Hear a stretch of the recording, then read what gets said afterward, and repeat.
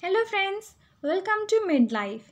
In this video, we will talk about the first topic of pathology related to adaptations, that is stages of cellular responses to stress or injury.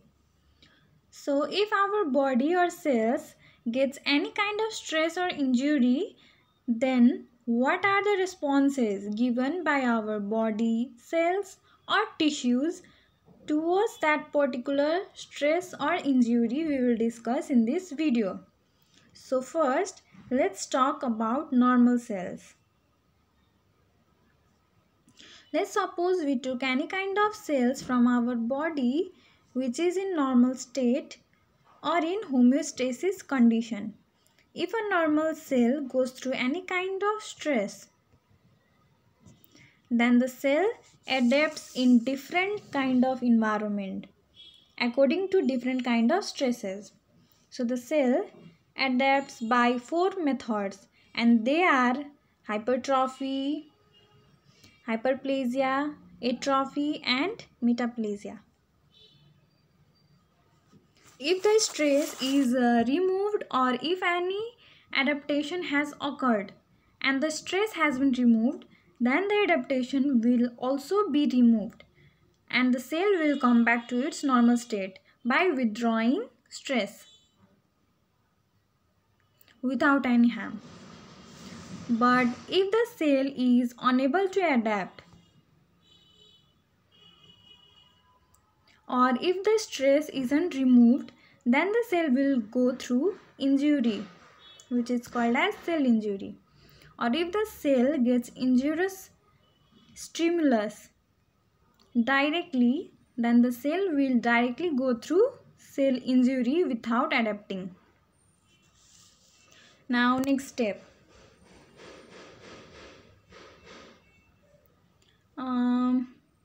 After the cell has been injured, if the injury is mild and transient injury, that is for a short period of time, then this type of injury is called as reversible injury.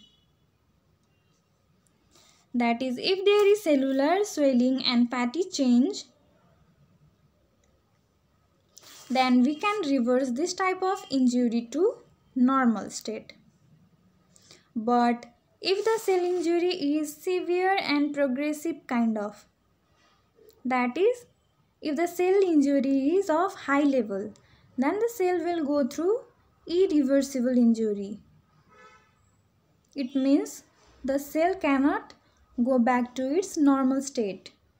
We cannot reverse it to normal state. Due to irreversible injury, the cell will go through cell death. And there are two consequences of cell death, that is necrosis and apoptosis. So here, first we will talk about adaptations, then later we will discuss about necrosis and apoptosis. Now first we will talk about hypertrophy. So hyper means excessive and trophy means growth or nourishment. So if the cell goes through excessive growth, that is there is increase in the size or mass of the cell, then we will call it as hypertrophy. So first let's see its definition. That is, if there is increase in the size of tissue or organ due to increase in the size of cells, then we will call it as hypertrophy. It occurs when a cell has limited capacity to divide. Now let's see its causes. So hypertrophy is due to increased functional demand or workload. That is, if the organ or cell goes through increased workload, then hypertrophy occurs. So we will see two kinds of hypertrophy. First one is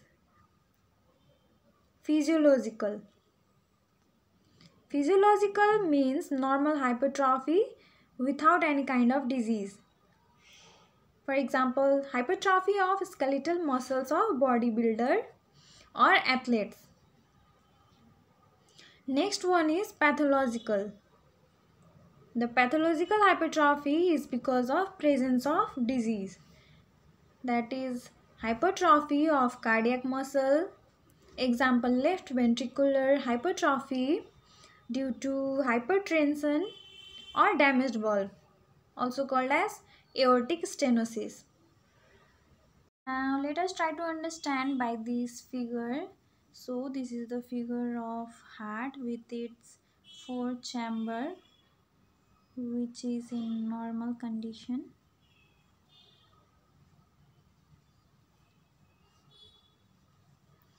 So let us suppose that the thickness of ventricle is about 1 centimeter in its normal condition,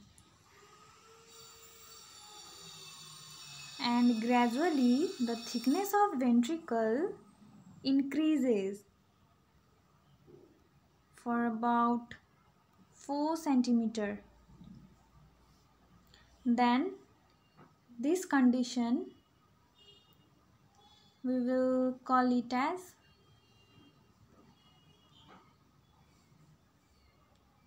hypertrophy.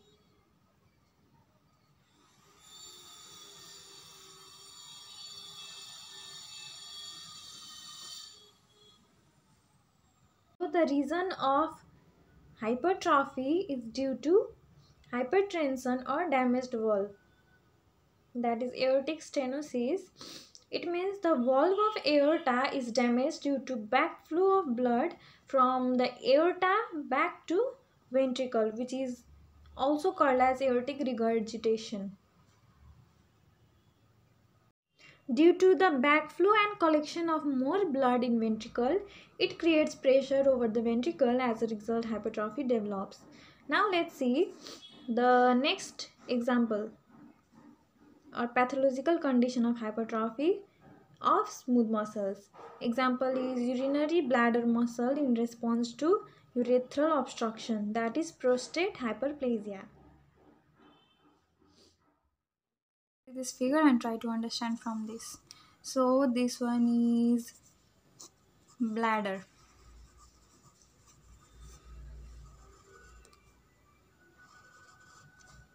and this is urethra, and here it is prostate gland,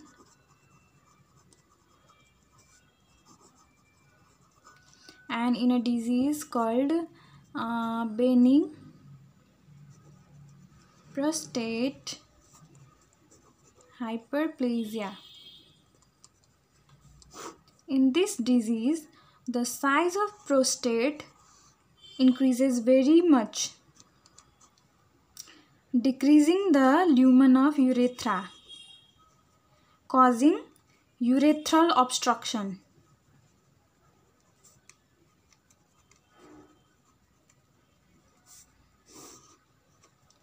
As a result, urine cannot pass out through urethra. So the urine creates pressure over the walls of bladder, and finally the muscle of the bladder adapts pressure and goes through hypertrophy.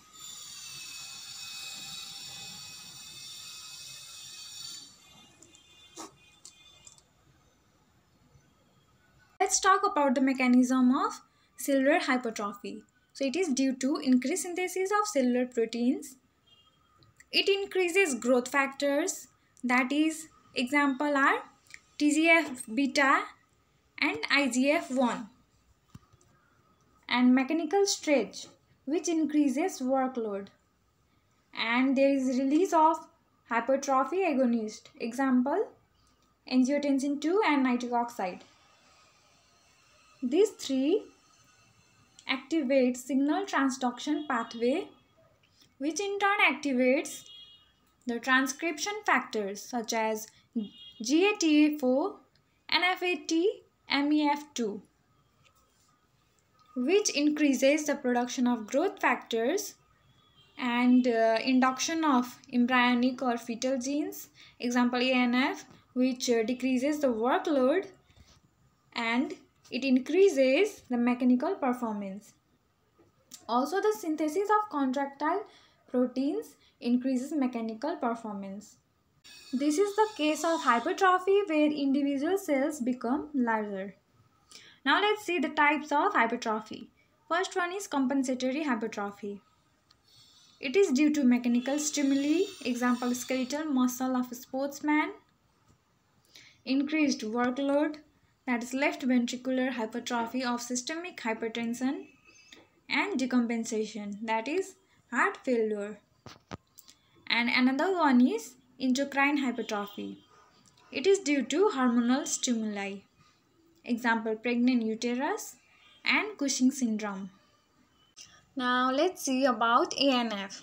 So ANF is atrial natriuretic factor, which is expressed in embryonic heart, but it is not expressed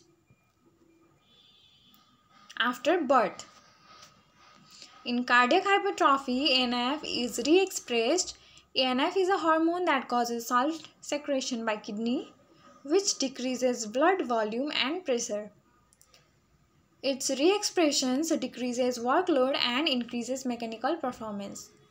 Now let's talk about its morphology. When we see by a gross view, the involved organ is enlarged, and microscopically there is increase in the size of cells as well as its nuclei. Now what is purified hypertrophy? When there is no increase in cell number, that is no new cells, just bigger cells containing increased amount of structural proteins and organelles, then we will call it as purified hypertrophy. Hypertrophy and hyperplasia can occur together, resulting in an enlarged organ. Whatever the cause of hypertrophy, a limit is reached beyond which the enlargement of muscles can no longer compensate for the increased burden. When this happens in the heart, several degenerative changes occur in the myocardial fibers. For example, fragmentation and loss of myofibrillar contractile elements. So here we finished about the first topic of adaptation, that is hypertrophy. Please like, share and subscribe for more videos of pathology. Thank you.